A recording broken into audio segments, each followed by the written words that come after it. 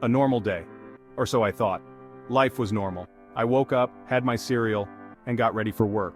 The same routine, day in and day out. I could almost do it with my eyes closed. It was a Tuesday, and I was already looking forward to the weekend. The days seemed to blur together, each one a carbon copy of the last. Little did I know this week was about to get a whole lot more interesting. And exhausting. I had no idea what was coming my way. As I drove to work, my mind wandered.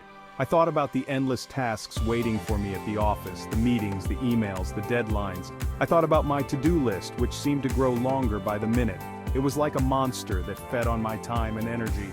The latest episode of my favorite show, which I had been too tired to watch the night before. I wondered if I would ever catch up, and whether or not I should try that new coffee shop down the street. I had heard mixed reviews, but I was desperate for a change. My commute was the usual traffic jams, billboards, and the occasional reckless driver. It was a test of patience every single day. But then, something caught my eye. A flash of color in the monotony of the morning drive. A giant sign, bright yellow, with bold red letters screamed, "Stop Sleeping Experiment." It was impossible to miss, and it jolted me out of my morning daze. Now, I'm all for science, but this seemed a bit extreme, even for me. I couldn't help but wonder what kind of person would sign up for something like that. It was intriguing, yet absurd. I slowed down, intrigued. Who would willingly sign up for such a thing?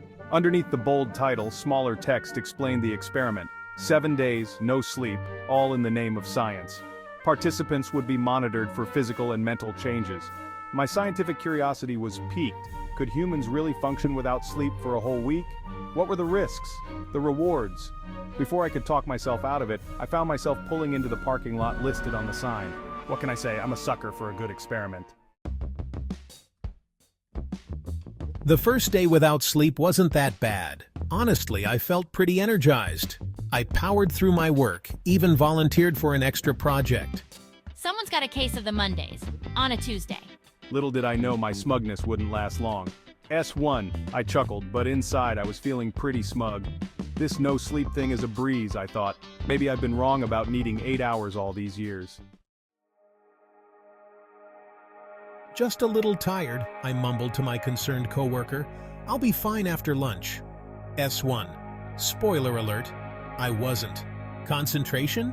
Forget about it. I spent a good chunk of the morning staring blankly at my computer screen, rereading the same email about 50 times without absorbing a single word. My energy from the previous day had vanished. I was dragging myself through the day, relying heavily on coffee to keep my eyes open. Day 2 hit me like a ton of bricks, or maybe like a ton of pillows would feel really, really good right now. Spoiler alert, I wasn't. By day 3, things started to get weird. And not the fun. Let's stay up all night and tell ghost stories kind of weird. It was the kind of weird that makes you question your sanity and wonder if you're losing your grip on reality. My vision would blur, and I'd swear I saw things moving in the corner of my eye. Shadows seemed to dance and flicker, playing tricks on my mind. Once I even mistook a coat rack for a person.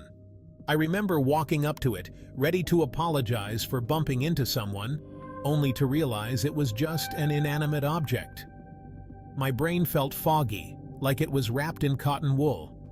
Thoughts were slow, and connecting ideas felt like wading through thick mud. Simple tasks, like sending an email or making a sandwich, felt insurmountable. I would start typing a sentence and forget what I was trying to say halfway through. And my mood? Let's just say my coworkers were starting to avoid me. I could see the concern in their eyes, but I was too exhausted to care. I was irritable, easily agitated, and prone to sudden outbursts of, let's call it, passionate scientific debate. Every little thing seemed to set me off, and I couldn't control my reactions. Yeah, we definitely noticed. He was snapping at people and seemed really on edge. It wasn't like him at all. We tried to give him space, but it was clear he was struggling. Hallucinations and hilarity? Not really. It was more like a descent into a surreal nightmare, where reality and illusion blurred together, leaving me questioning what was real and what was just a figment of my sleep-deprived mind. Day 4 was a blur. It felt like I was moving through a thick fog, with everything around me slightly out of focus.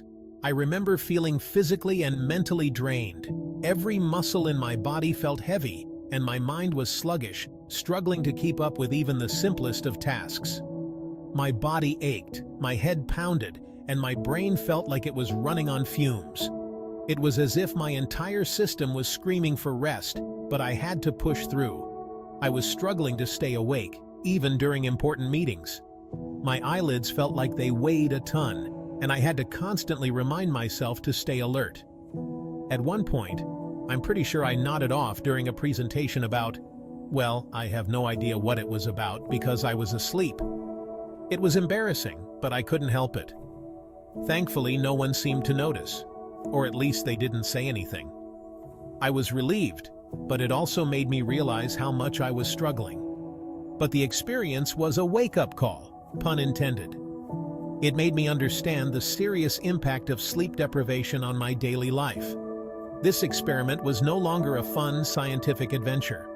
It was becoming a real challenge, testing my limits in ways I hadn't anticipated. It was starting to affect my health and my work. My productivity was plummeting, and I could feel my body and mind deteriorating. The experiment was taking its toll, and it was becoming clear that sleep deprivation was no joke. It was a stark reminder of how crucial sleep is for our overall well-being and functionality. As I reflected on the past few days, I realized that this experiment was teaching me more than just the effects of sleep deprivation. It was showing me the importance of balance and self-care in our hectic lives. Despite the challenges, I was determined to see it through. I wanted to understand the full extent of what sleep deprivation could do, not just to my body, but to my mind and spirit as well. With renewed motivation, I braced myself for the days ahead, knowing that each moment was a step closer to uncovering the truth about sleep and its profound impact on our lives. Day 5 was the worst. Remember those hallucinations I mentioned? They were back with a vengeance. At one point, I was convinced my stapler was singing show tunes. I was also incredibly clumsy. I tripped over my own feet, walked into walls, and even managed to spill coffee on myself. Twice. My motor skills were shot, my hand-eye coordination was non-existent, and my decision-making abilities were questionable at best. Let's just say I'm glad I didn't have to operate any heavy machinery that day. Hitting a wall, literally and figuratively, the participant was realizing just how critical sleep is for functioning. Section 8, Day 6 and 7. The home stretch, more like a blur. Days 6 and 7 are a blur. I vaguely remember stumbling through work, mumbling incoherently, and surviving on a diet of coffee and sheer willpower. My sense of time was completely distorted. Minutes felt like hours, hours felt like days, and I'm pretty sure at one point I time traveled to next week, or maybe that was just another hallucination. The only thing keeping me going was the thought of finally getting to sleep. I dreamt of my bed, my soft pillows, and the sweet, sweet embrace of slumber. Section 9.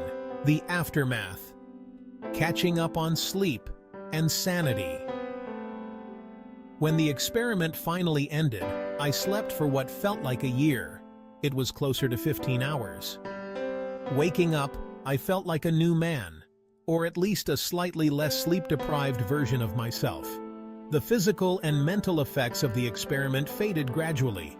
The hallucinations disappeared, my coordination returned, and my brain slowly started functioning at a semi-normal level again.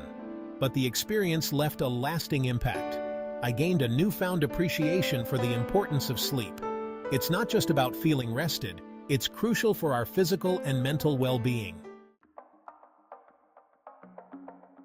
Section 10. The science behind sleep deprivation.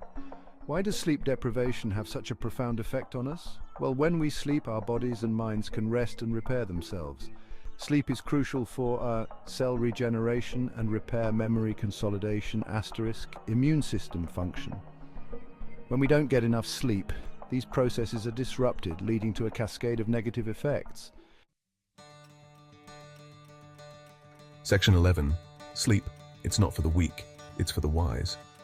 So, what did I learn from my week-long sleep deprivation experiment?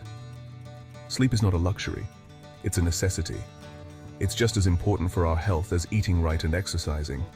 Sure, we can push ourselves for short periods, but chronic sleep deprivation has serious consequences. So do yourself a favor and prioritize sleep. Your body and mind will thank you for it.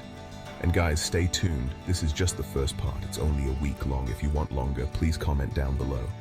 Don't forget to please like this video and subscribe.